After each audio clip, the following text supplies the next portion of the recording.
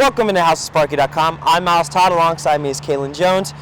Washington State just beat Arizona State to hand the first loss at home of the season. The final score was 32-37. Obviously, the big talking points are Manny Wilkins going down with an injury shortly after the first touchdown, and Dylan Sterling Cole, the true freshman, he came in. And how would you grade his performance? How do you think he did? Well, I mean, obviously, Miles, considering that he's a fourth-string quarterback, he wasn't expected to play coming into the season. I don't think that he did necessarily bad, but you could have had more from him. Obviously, watching the contest, you saw that Chip Lindsey was incorporating a lot of more like rollout sets, more sprint outs, so that way the pocket was being shifted from one side to another. That way you're not leaving him sitting in the pocket and allowing Washington State to kind of come at him with varied blitzes and different blitzing schemes.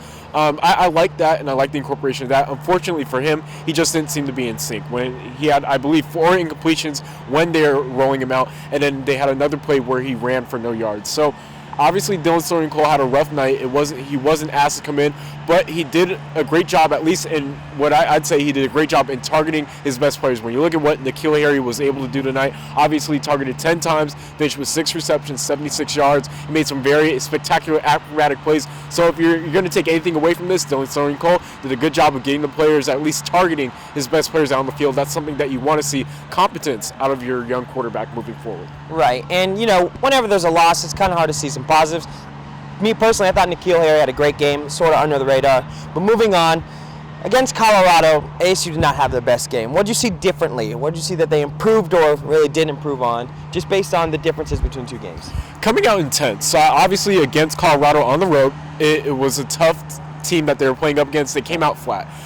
Or not necessarily came out flat, but they were able to stay in this matchup. When you're talking about the Colorado game, obviously they were down 30-13. You kind of sense that they weren't necessarily out of the game. But even amidst this Washington State run where they rattled off 28 straight points against Arizona State tonight, it never felt like they were necessarily out of the game.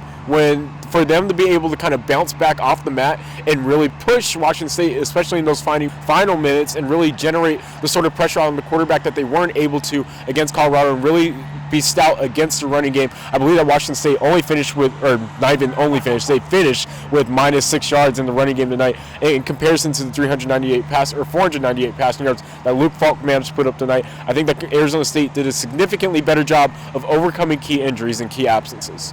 So we talked about N'Keal Harry having a quiet, under-the-radar game, and obviously ASU did a great job stopping the rush with only having -6 rushing yards. Was there anything else or anyone else that stood out to you? Well, I mean, you could talk about Karan Crump. That dude is a bad man. When you talk about someone who stood out defensively for ASU tonight, his 3 sacks, they were 3 of his 4 total tackles. He was an impact player on just about every single time that he was incorporated, both as a pass rusher on the outside, as an edge rusher, both inside as well. He did a great job, as our man Zach Pockler pointed out during the game. He does a great job of getting skinny against offensive linemen. So I think when you talk about with Karan Crump and the impact that he brings for this ASU pass defense moving forward, I think that's a great sign, especially against when you go up against such explosive offensive teams moving forward. The secondary members, all things considered, they were without their field safety in Armand Perry tonight. When you look at Kareem Orr, he's still only a true sophomore. I think people forget that. Obviously, he got burned tonight by Gabe Marks for that 52-yard play.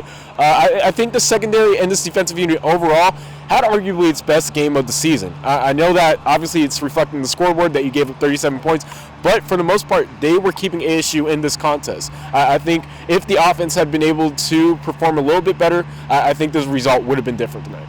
So the injury bug bit Arizona State again. Falk is a bad man when he's passing the ball, and Karan Crump is a bad man when he's going after Falk. From HouseOfSparky.com, I'm Miles Todd. He's Kaylin Jones. Thanks for joining us.